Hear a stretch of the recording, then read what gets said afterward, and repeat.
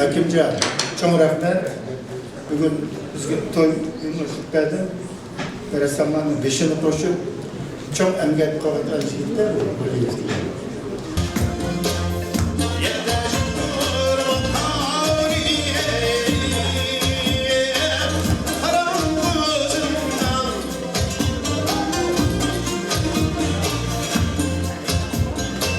Bu ko'rgazmaninki nomi tegi ta'tini izlash degan ruscha поисках своих корней degan ma'noni bildirdi.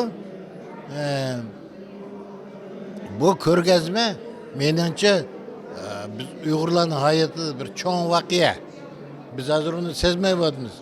Sababi bundaq ko'rgazma nihoyatda oz. Bizning Murat maqsadimiz ko'rgazmaning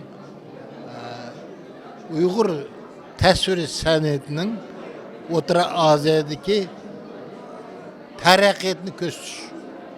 Nimadan boshlandi, nimaga ketib boramiz? Ya'ni bundaq savollarga bizning rassomlar javob beryapti. Biz kim? Qayerdan chiqdik? Mana shu savolga bizning rassomlarning asarlari javob berdi. Har kim bu savolga o'z oldiga javob berdi. Biri muzika orqali. Masalan, Sabit Babajon degan rassomni qarasanglar, u Uyg'ur musikasiga murojaat qilgan. Boshqalar Uyg'ur tarixiga murojaat qilgan. Yana birlari filosofiyaga, filosofiyaga murojaat qilgan. Yana biri afsonaga, yana biri bizning adabiyatimizga murojaat qilgan. Qisqasi bizning cho'nqur qatlamli ma'naviyatimizga bizning rassomlar murojaat qilib, shada ruhlanib o'z asarlarini yorityapti. Mana Iberkam, Zikirkam mana. Meni merhamet galeriyaga, hammalar ko'rishingga merhamet taklif qilamiz. 12 yıl burun Toshkentda ochilgan dunyoviy Uyg'ur rassomlarining ko'rgazmasi mana bugun Almatada Almata galereyasida ichilyapti. Bu yerga ko'plagan rassomlar o'zlarining suratlarini qo'ydi. Bu ajoyib chiroyli ko'rgazma bo'ldi. Bu yerda hamda bu surat biyalarda sap Uyg'ur xalqining umr hayoti, tabiati, Uyg'ur xalqining madaniyati ko'rsatilgan bu yerda. Men bu yerga 3 surat qo'ydim.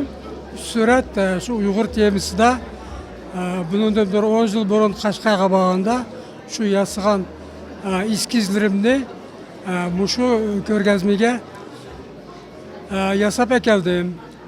Meni bu Qashqar temasi intayin cho'ng tema. Bu yerda bir 10 ondan ortiq surat yasadim bu temada. Bu temadagi shu suratlarni ko'rgazmaga qo'yapman. Bugungi ochilgan ko'rgazmaga ikki asarim bilan qatnashib o'tirman. Yana shundaqla dadam Marsita Xunovniki 3 asarini qo'ydim. Bugun ayt bir yaxshi keng ko'rgazma ochilyapti, chunki bu yerda faqat Qozog'istonning rassomlari emas, yana shundaqla O'zbekiston, Qirg'izistonning atoqli rassomlari qatnashib o'tirdi. Bu tasvir san'at degan xalqaro san'at. Buni Afrikalik adamı düşündü, Avrupa'nın adamı düşündü. Qandaqlı millet bo'lsin, hammasi tasvir san'atini düşündü. Bizning ochiqchilimiz shuningda. Shuning uchun biz o'zimizning millatini tanitish uchun o'zimizning millatini bakanligimizni tek biz o'shmidik.